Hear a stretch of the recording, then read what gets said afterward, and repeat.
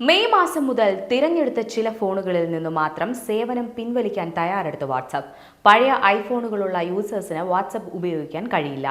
iOS 15.1 അല്ലെങ്കിൽ അതിനു മുൻപുള്ള പതിപ്പുകളിൽ പ്രവർത്തിക്കുന്ന ഐഫോണുകൾ 2025 മെയ് മുതൽ വാട്സപ്പുമായി പൊരുത്തപ്പെടില്ലെന്ന് മെസ്സേജിംഗ് സേവന കേന്ദ്രം സ്ഥിരീകരിച്ചു. നിലവിൽ iOS 12ലും അതിനു മുകളിലും പ്രവർത്തിക്കുന്ന ഐഫോണുകളെ ആപ്പ് പിന്തുണയ്ക്കുന്നുണ്ടെങ്കിലും ഏറ്റവും പുതിയ നയമാറ്റം പട്ടിക ചുരുക്കും. iPhone 5s, iPhone 6, iPhone 6 Plus പോലുള്ള നിരവധി പഴയ മോഡലുകളെ ഒഴിവാക്കും. സുരക്ഷയാണ് ഈ നീക്കത്തിനുള്ള പ്രധാന കാരണങ്ങളിലൊന്ന്.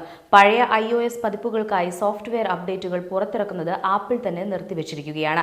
സുരക്ഷാ ഭീഷണികൾ കാരണമാണിത്. പതിവ് സുരക്ഷാ പാച്ചുകൾ ഇല്ലെങ്കിൽ ഉപയോക്താക്കൾ ലംഘനങ്ങൾക്ക് കൂടുതൽ ഇരയാകും. ഇത് പുതിയ മോഡലുകളിലേക്കും സോഫ്റ്റ്വെയർ പതിപ്പുകളിലേക്കും അപ്ഗ്രേഡുകൾ പ്രോത്സാഹിപ്പിക്കാൻ വാട്സാപ്പിനെ നിർബന്ധിതമാക്കുകയാണ്. മുന്നേയുള്ള മാസങ്ങളിൽ ഉപയോക്തൃ സ്വകാര്യതയും സുരക്ഷയും ശക്തിപ്പെടുത്തുന്നതിൽ ശ്രദ്ധ കേന്ദ്രീകരിച്ചുള്ള നിരവധി അപ്ഡേറ്റുകൾ വാട്സാപ്പ് പുറത്തിറക്കിയിട്ടുണ്ടായിരുന്നു. ചാറ്റുകളിൽ നിന്നും ഗ്രൂപ്പുകളിൽ നിന്നും ടെക്സ്റ്റുകൾ, ചിത്രങ്ങൾ അല്ലെങ്കിൽ വീഡിയോകൾ പകർത്തുന്നതിൽ നിന്ന് മറ്റുള്ളവരെ നിയന്ത്രിക്കുന്ന അപ്ഗ്രേഡ് ചെയ്ത സ്വകാര്യതാ നയമാണ് പ്രധാന കൂട്ടിച്ചേർക്കലുകളിൽ ഒന്ന്. അനുവാദമില്ലാതെ സെൻസിറ്റീവ് വിവരങ്ങൾ എളുപ്പത്തിൽ പങ്കിടുന്നതോ ദുരുപയോഗം ചെയ്യുന്നതോ തടയുക എന്നതാണ് ഇതിന്റെ പ്രധാന ലക്ഷ്യം. ഇതോടൊപ്പം പാസ്വേഡ്, ഫിംഗർ പ്രിന്റ് അല്ലെങ്കിൽ ഫേസ് ID പോലുള്ള അധിക സുരക്ഷാ പാളി ഉപയോഗിച്ച് നിർദ്ദിഷ്ട സംഭാഷണങ്ങൾ പരിരക്ഷിക്കാൻ ഉപയോക്താക്കളെ അനുവദിക്കുന്ന ചാറ്റ് ലോക്ക് പോലുള്ള നിലവിലുള്ള സവിശേഷതകൾ വാട്സാപ്പ് പരിഷ്കരിച്ചിട്ടുണ്ട്. അതേസമയം വാട്സാപ്പ് മെസ്സേജുകളും കോളുകളും ഇനി മുതൽ റെക്കോർഡ് ചെയ്യുമെന്ന അവകാശവാദവുമായി ഒരു സന്ദേശം സമൂഹ മാധ്യമങ്ങളിൽ അതിവ്യാപകമായി പ്രചരിക്കുകയാണ്.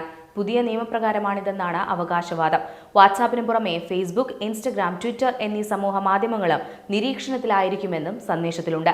സർക്കാരിനും പ്രധാനമന്ത്രിക്കുമെതിരായ മെസ്സേജുകൾ പങ്കുവയ്ക്കരുതെന്നും രാഷ്ട്രീയവും മതപരവുമായ സന്ദേശങ്ങൾ കൈമാറുന്നത് ശിക്ഷാർഹമാണ് എന്ന മുന്നറിയിപ്പും ഇതിലുണ്ട്.